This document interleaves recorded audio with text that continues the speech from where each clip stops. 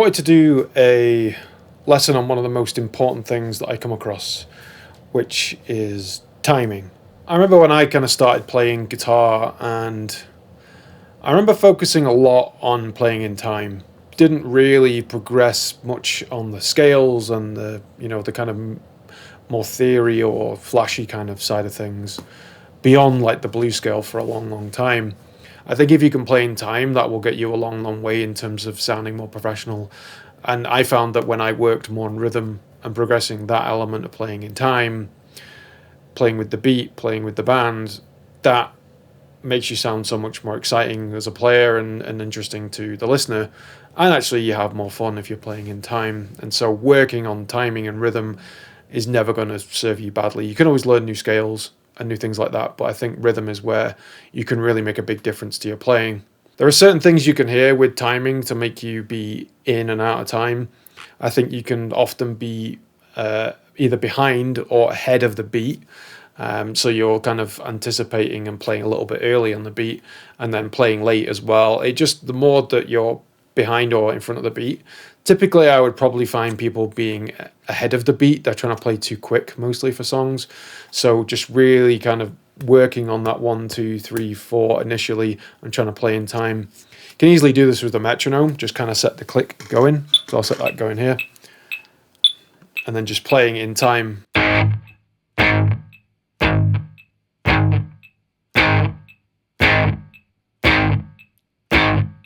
And you can kind of record that if you've got a click set up where you can actually look at where you kind of fit against that. I think if you've got a looper pedal, you can kind of see when you're playing in time against that as well. And even, having a drummer play along, but sometimes drummers aren't always perfectly in time. A click will really get you dialed in, and it's not like you have to rely on that constantly.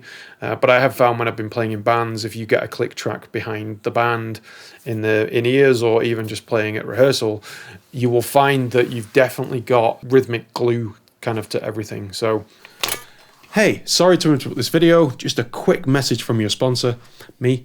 If you like extra guitar tips, gear reviews and interviews with top players, builders, sign up for my free Fret Success Insider newsletter. The link is in the description. Back to the video. There are some kind of micro goals you can kind of work on, if you've heard of terms like subdivision, which is how you break up that beat. And so I find when you're rehearsing with a metronome, if you get more clicks in between, I think that helps a lot more. If you are using a click and you've got lots of space between, there's a lot less reference points for you to use when you've got a click going, and so you end up having a bit more variance of where you land on time and not on time, basically. And so if you kind of get the click going 1, 2, 3, 4, we'll just kind of play that now, and we can try different kind of rhythm syncopations or rhythm timings with that click track. So we'll play like on 1, 2, 3, 4, then we'll play 1 and 3, and then we'll kind of do the 2 and the 4. And just by basic stuff like that, that can really help. And then you can start to split that up into, kind of half beats and even quarter beats and stuff like that. And so we'll start with the 1, 2, 3, 4 rhythm, playing that all in time.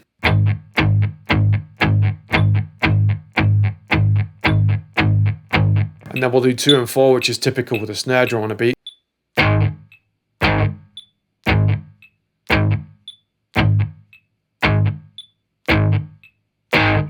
Etc. And then you could even pick just like the 4th beat of it. And you can fit 2 stabs into that if you like.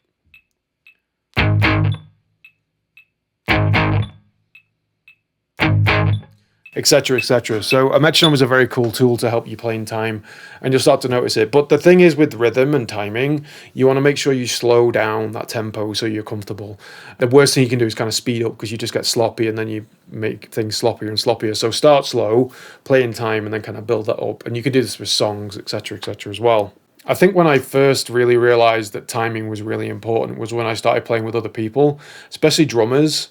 I was kind of always naturally locked into rhythm, and I think I found that kind of easy, but I definitely had to work on it to play different rhythms and things like that. I would find that heavy rock metal, where it was like riffs, would make my rhythm a lot more dialed in, because I would work on, particular rhythms that would be, around a guitar riff, etc. But I found definitely when I was playing with other musicians, it helped me kind of understand where to fit into the groove a bit more, what the bass drum and the snare drum was doing. And timing isn't just about playing exactly bang on time. Timing is also playing the right chords at the right time. So you want to be conscious of what the bass player is playing, what the drummer is playing, and try and fit somewhere in the middle of it. You don't, there's classic, more punky kind of rock stuff, which you might end up having the bass player playing the same as the guitar player, which is fine for that certain style of music. But I find it's more interesting if you have the guitar playing a syncopated or alternating complementary rhythm to the bass or the drums. You want to listen to the bass drum and kind of dial into how that's playing, and the snare drum as well. And when I'm trying to spot timing issues in students, I'm really looking at that right hand. Like, obviously the right hand is the rhythm, but is the wrist kind of like naturally doing its thing here, where you're kind of like just playing lightly and loosely.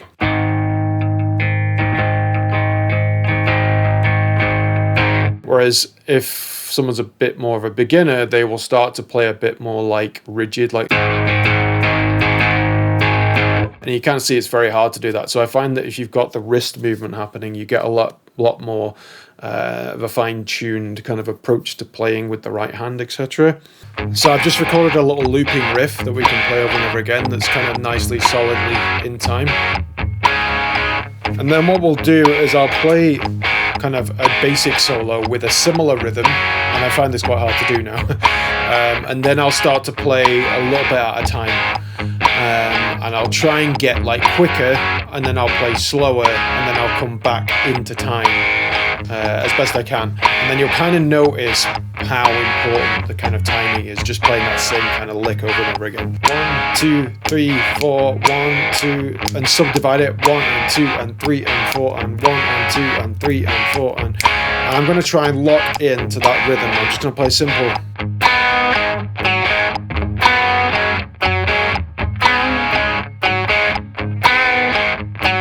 And if I'm playing fast, it'll sound like the track is behind me. So listen to that now.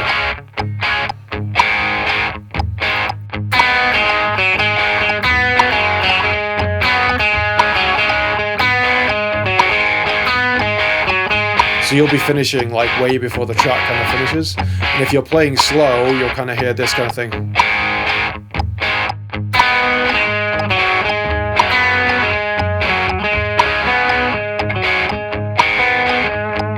So you kind of hear that all that rhythm kind of sounds weird, and then when I come back to the actual rhythm, how it was supposed to sound in time, you'll kind of feel a bit of relief, which is what you should kind of feel. Here we go. 1, 2, 3, 4.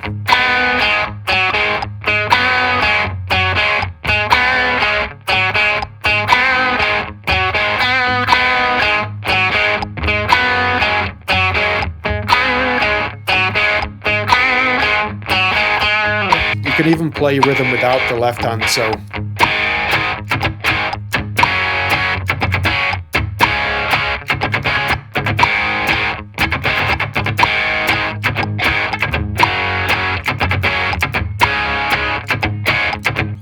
and if I play like a weird kind of wrong scale and I play it in time, it'll still sound okay.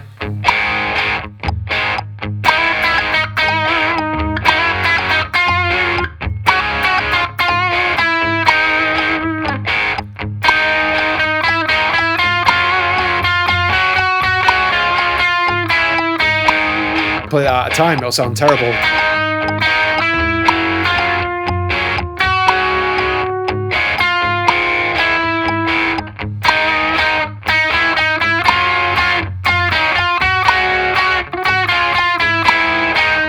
It's not great, but you can kind of tell that rhythm is a bit more important. But if I play that all perfectly in scale, it'll sound even better.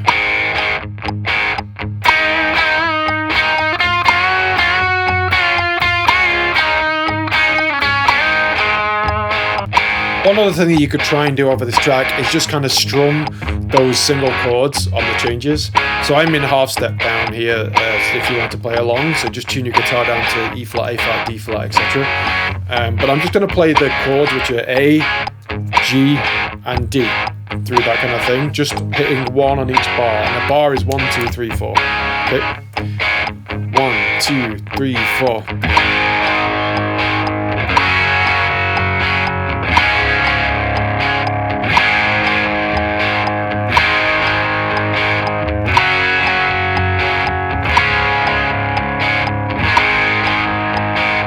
We could even play like a 8th note kind of rhythm behind it, just to give it a bit of excitement behind it. Here we go.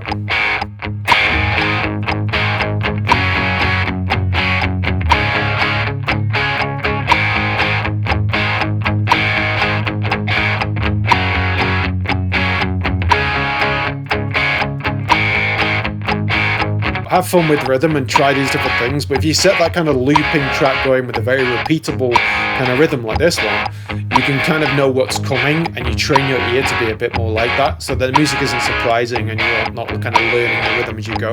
Like a very predictable rhythm like this one can really help you know when you're out of time. So I'd love to hear in the comments, do you tend to rush or drag when you play, and how do you spot that, and have you even critiqued your kind of rhythm playing? I'd love to hear in the comments some kind of experience, etc. I think it's very noticeable when rhythm is not right, and I think sometimes you don't always notice when rhythm is good, because that means everything's in time and great. Please hit like and subscribe, and any suggestions for other lessons, just let me know in the comments. Thanks.